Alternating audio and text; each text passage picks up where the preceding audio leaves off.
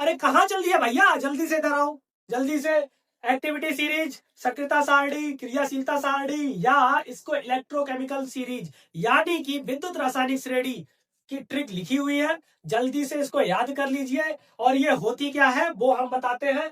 क्रियाशीलता सारणी यानी कि इनकी क्रियाशीलता के आधार पर जो धातुओं को रखने से हमें सीरीज प्राप्त हुई, सारणी प्राप्त हुई है, उसी को क्रियाशीलता सारणी या एक्टिविटी सीरीज कहते हैं। इसमें होता क्या है कि इसमें जो ऊपर रखा है वो सबसे अधिक क्रियाशील और नीचे वाले उससे कम क्रियाशील रहते हैं। ये सबसे अधिक, उससे कम, उससे कम, उससे कम, इस तरह से धीरे धीरे जैसे जैसे हम नीचे जाएंगे वैसे वैसे इनकी क्रियाशीलता, इनकी एक्टिविटी या रिएक्टिविटी कम होती चली जाएगी।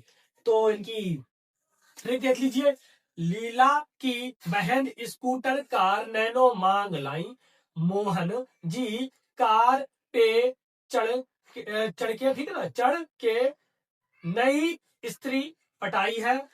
उसके बाद ये टोटल का जो हमने लिखा है वो क्या लिखा है, चपा। ठीक, अब हम इनको एक बार नाम से देखो समझाते हैं।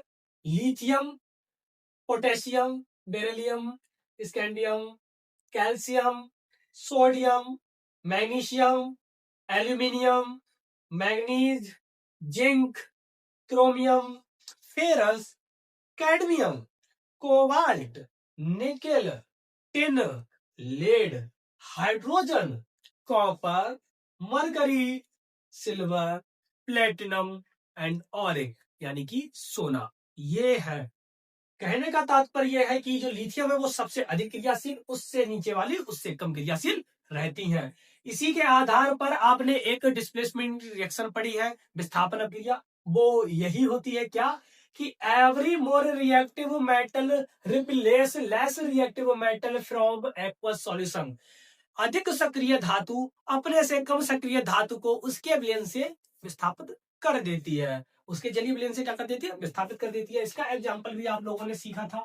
इसमें से कोई भी एक ऐसी धातु बता दीजिए जो कि ऊपर की हो। जैसे कि मान लीजिए हम ले लेते हैं, सबसे पहले पोटेशियम ले लिया ऊपर की, उससे नीचे की कोई भी एक धातु, कोई भी एक धातु ले लीजिए, कोई भी एक धातु। चलिए लेते हैं हम सोडियम कार्बोनेट ले लिया। अब ये क्या करेगा, ये अधिक सक्रिय है, पोटेशियम ऊपर है, पोटेशियम ऊपर है और सोडियम नीचे है, सोडियम उससे नीचे है। तो ये पोटेशियम सोडियम को उसके स्थान से रिप्लेस कर देगा। तो आपको हटा ये, ठीक ना, हट जाएगा, Na निकल जाएगा बाहर सोडियम, और उसकी जगह पे खुद आ जाएगा। क्या आ जाएगा, खुद आ जाएगा। तो इस तरह से जो पोटेशियम है ये आपका सोडियम कार्बोनेट है, क्या बना, पोटेशियम कार्बोनेट। और हाइड्रोजन, सॉरी, सोडियम को क्या कर दिया, रिप्लेस कर दिया, निकाल दिया। तो यही रिएक्शन आपकी डिस्प्लेसमेंट रिएक्शन, विस्थापन क्रिया होती है। ठीक है ना, यही आपकी डिस्प्लेसमेंट रिएक्शन होती है। बात करें अगर आप इस तरह से इसी को लिख ले, इसी में सोडियम और यहां पर आपने पोटेशियम कार्बोनेट लिखा, उसके बाद अगर आप रिएक्शन करने की कहें तो आपकी रिएक्शन नहीं होगी। क्यों नहीं होगी बताते हैं। क्योंकि एक्टिविटी सीरीज यानी कि क्रियाशीलता सारणी में जो सोडियम है ये पोटेशियम से कम सक्रिय है। सोडियम नीचे है, पोटेशियम ऊपर है। तो ये वाला जो सोडियम है वो कम सक्रिय है, पोटेशियम अधिक सक्रिय है। तब ये रिएक्शन नहीं होगी, तब ये रिएक्शन नहीं होगी। हम लिख देंगे नो रिएक्शन।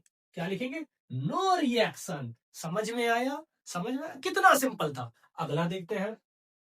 ऐसे ही आप कर सकते हैं, ठीक है ना, जितनी भी है आप कर सकते हैं। एक ऊपर की लेना, उससे नीचे की कोई भी ले लेना। ऊपर की लीजिए, उससे नीचे की कोई, यहां लीजिए, इससे नीचे की कोई भी ले लेना। आपकी वो उसके एक्वस सॉल्यूशन से मेटल को रिप्लेस कर देगा।